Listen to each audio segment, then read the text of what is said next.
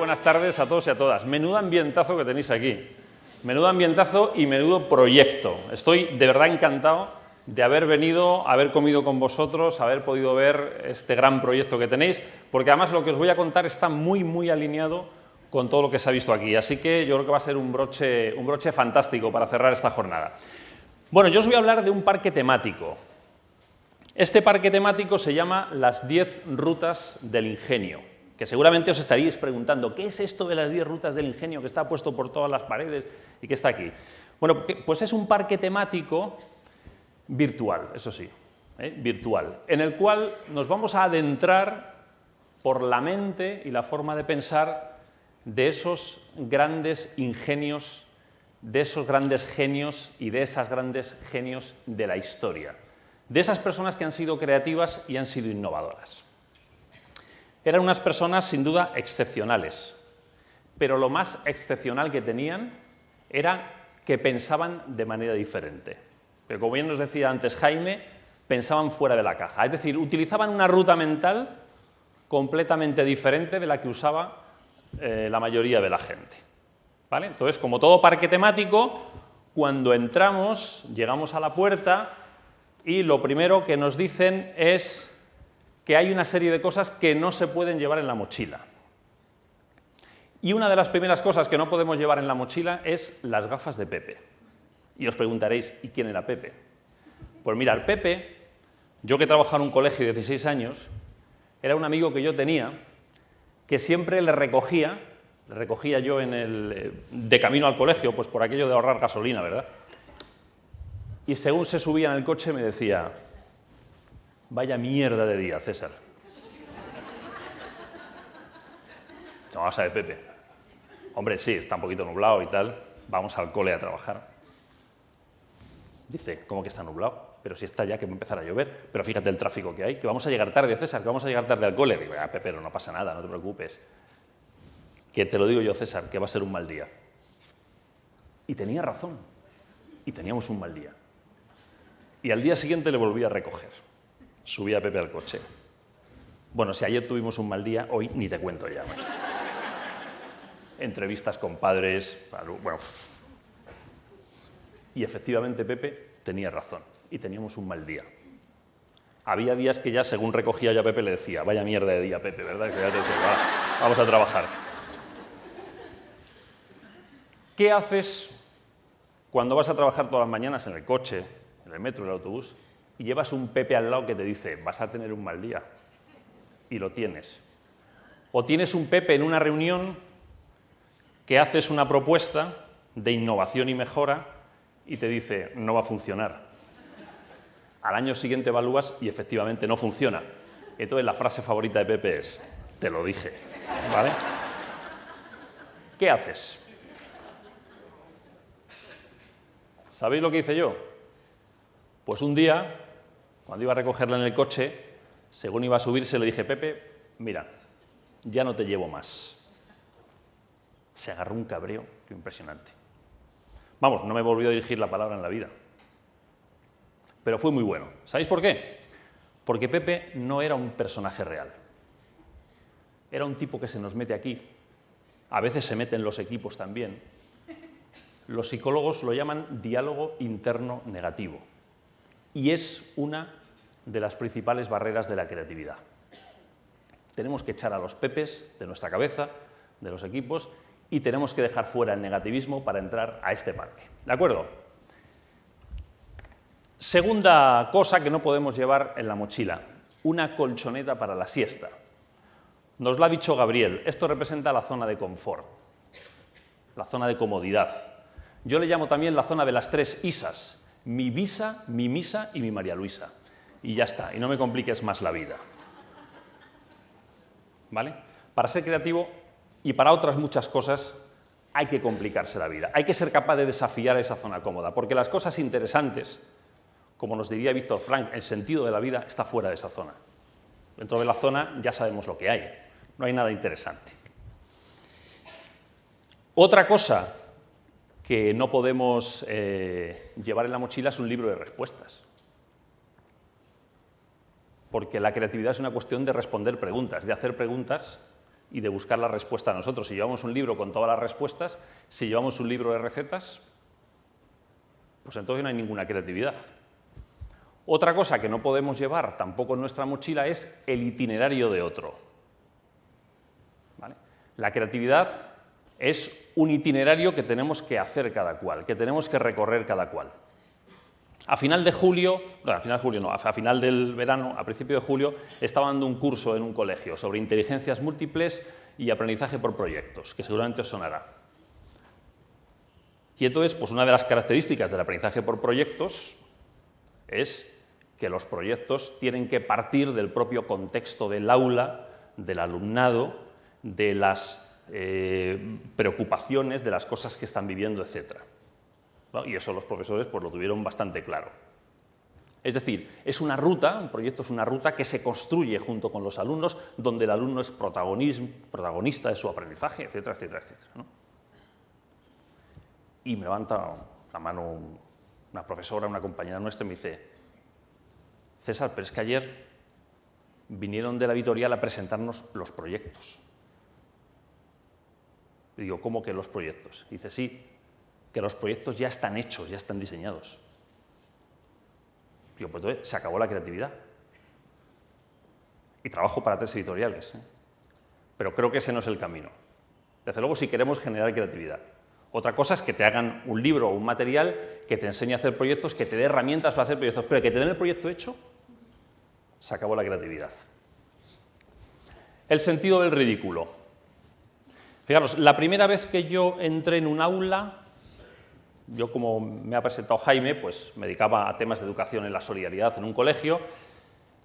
Para preparar, la primera clase que yo preparé fue un juego que entonces estaba de moda, no sé si os acordáis, por lo menos los que sois de mi edad, estaba Emilio Aragón en la tele con el juego de la oca. ¿Os acordáis del juego de la oca?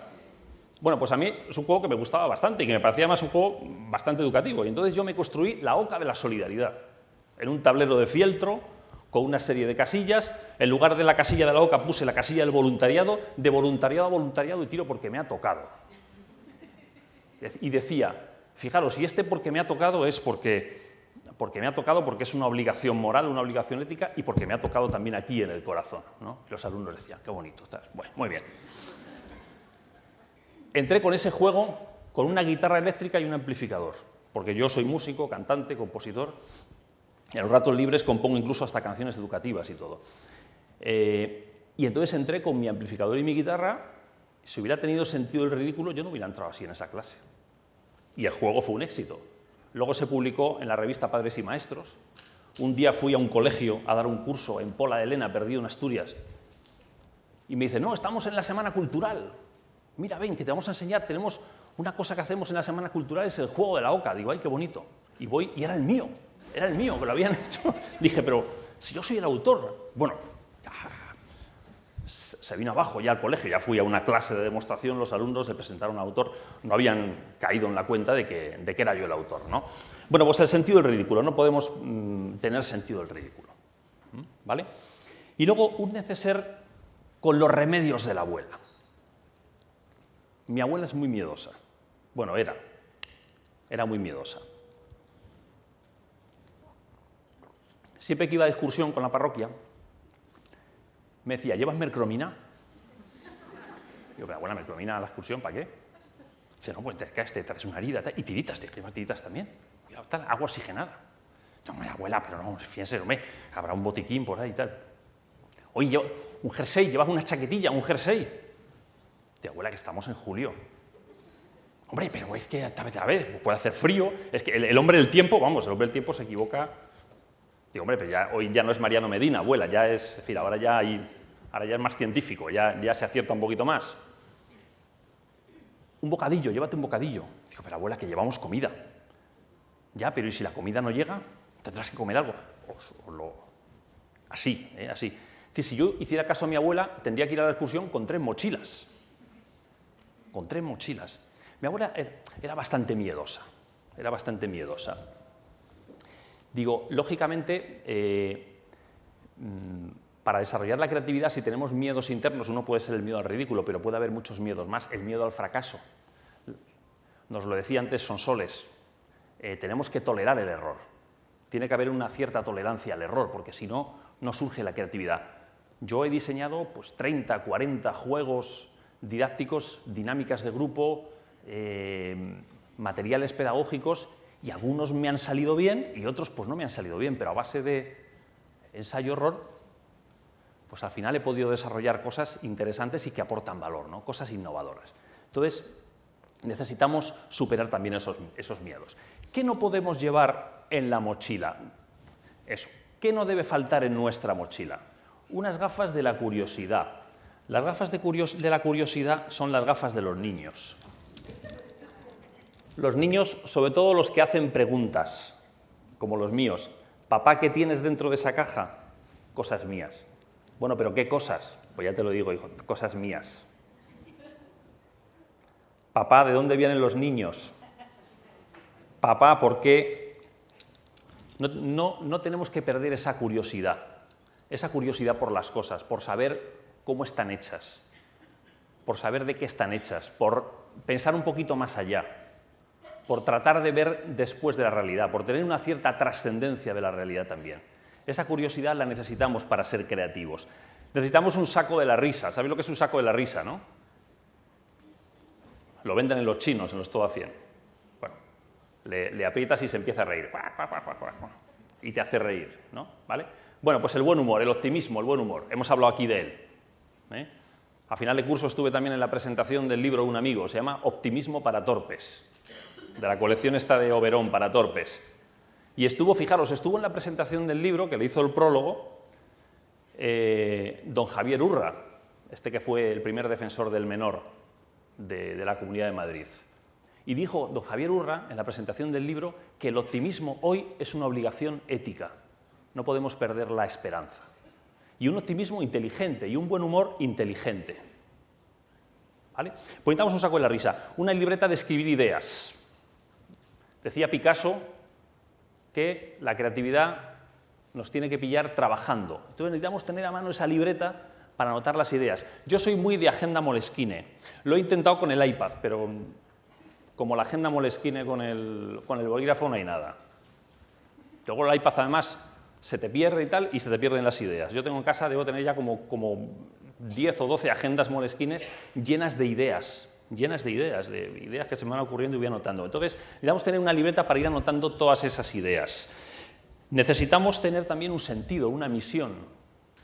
Y os preguntaréis, ¿y qué tiene que ver esto con la creatividad?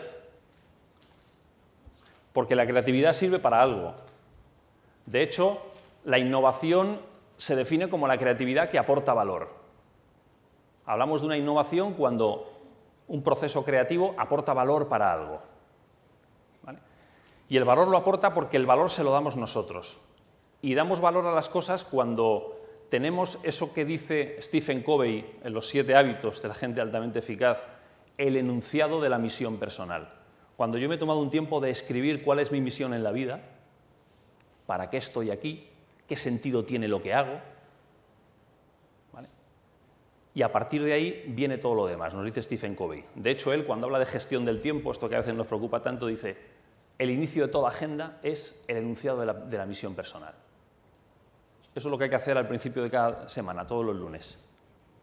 ¿Por qué merece la pena levantarse cada mañana? Es un buen ejercicio, ¿no? Y a partir de ahí planifica tu agenda, nos dice Stephen Covey. Pasión por lo que hacemos. Los profesores también tenemos que encontrar eso que llama Sir Ken Robinson el elemento. Habéis oído hablar, ¿no?, del elemento, imagino, ¿no?, a estas alturas. El elemento.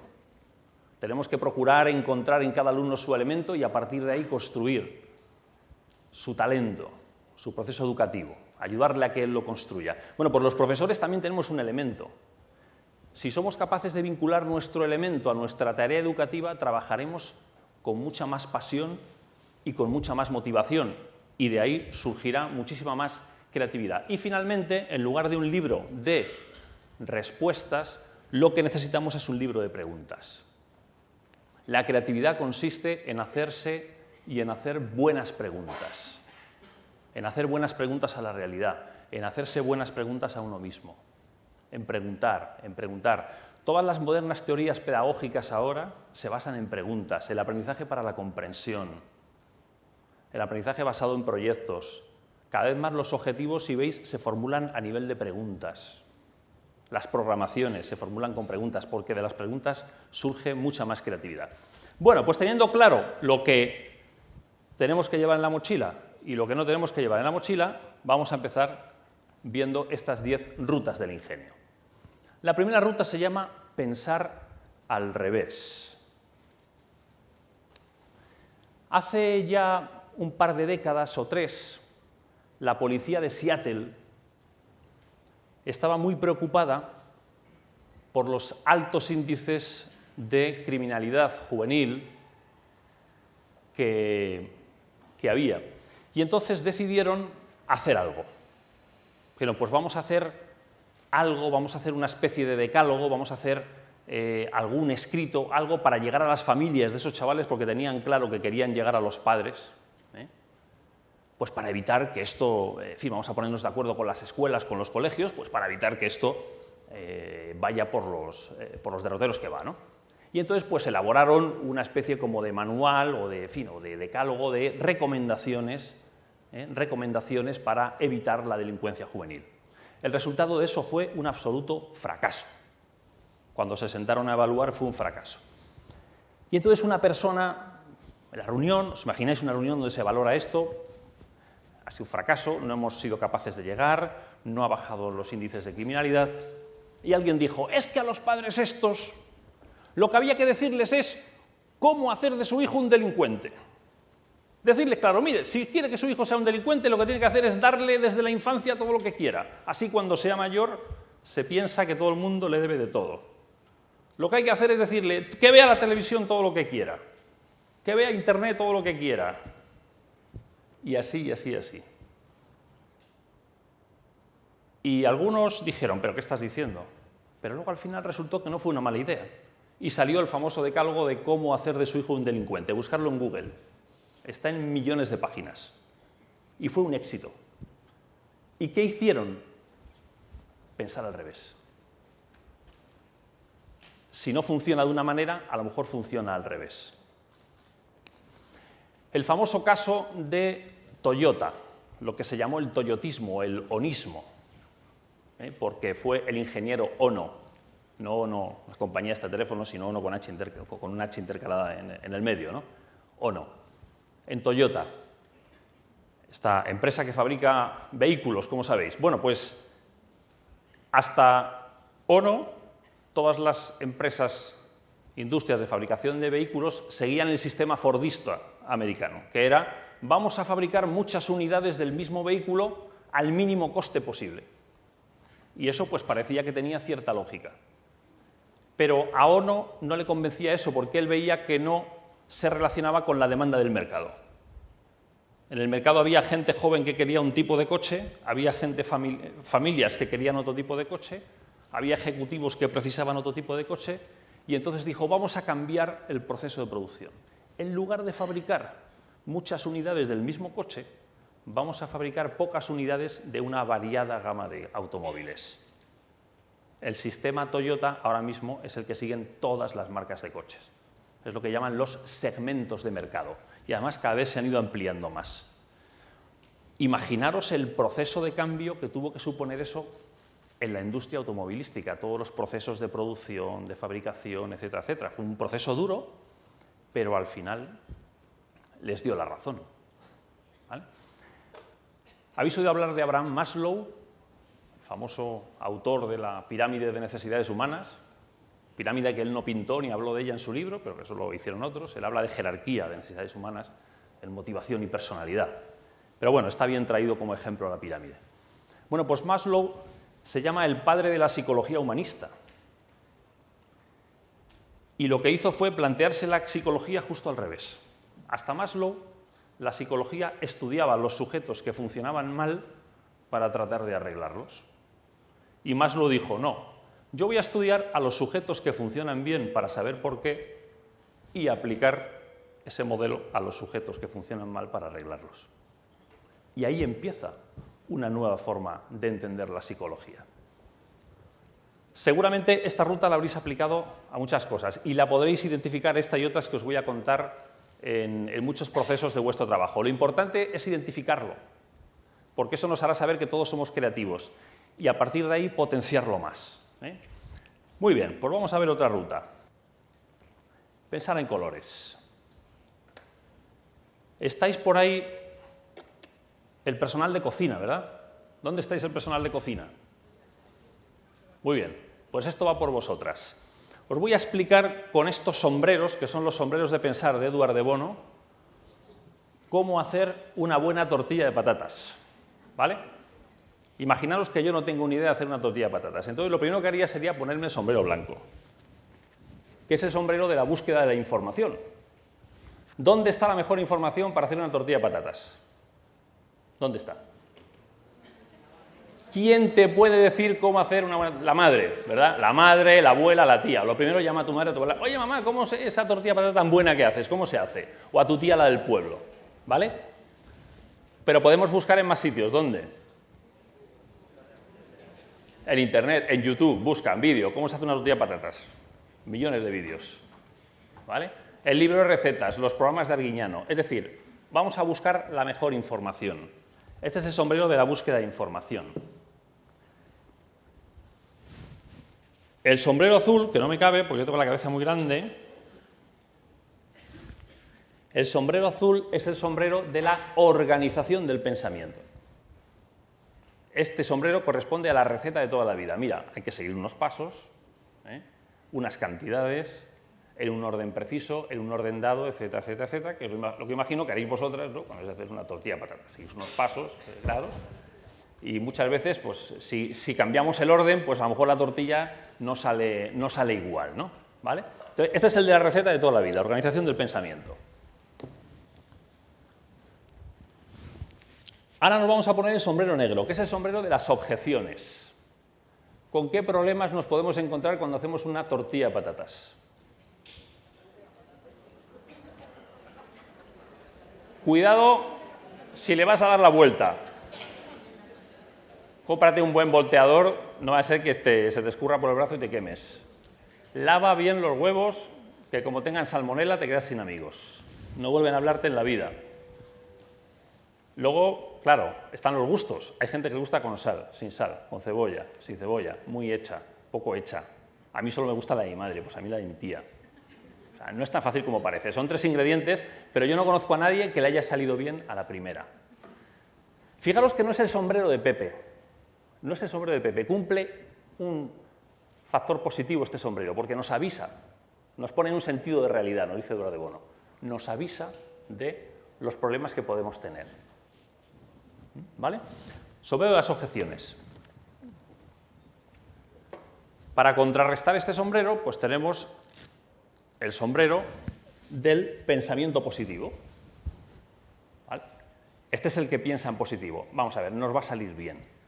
La tortilla es la marca España, tortilla española, le gusta a todo el mundo. Yo recuerdo cuando íbamos a las excursiones del colegio, la tortilla de fulanito, que la traían esa tartera, que sabía tartera, que no te puedes imaginar, fría, y nos la comíamos con una alegría. O sea, la tortilla es el símbolo de la amistad, vamos a ver.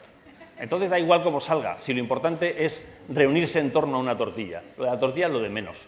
La tortilla es un medio, no es un fin. Entonces, vamos a ser positivos. Sombrero rojo, el sombrero de las emociones. ¿Cómo nos decían nuestras abuelas y nuestras madres que había que hacer la comida? Con mucho amor. Con mucho amor. Entonces, dale las gracias a la tierra por las patatas, a las gallinitas por los huevos que te han dado tan hermosos. Si estás peleado con la vecina, vete a reconciliar primero con la vecina, porque es que esa que te mira por la ventana todos los días ahí detrás del visillo, porque es que si estás peleado con la vecina no te va a salir bien. Ponte una música bonita, ponte una música bonita. Ya verás cómo te sale bien la tortilla. Con mucho amor, con mucho cariño.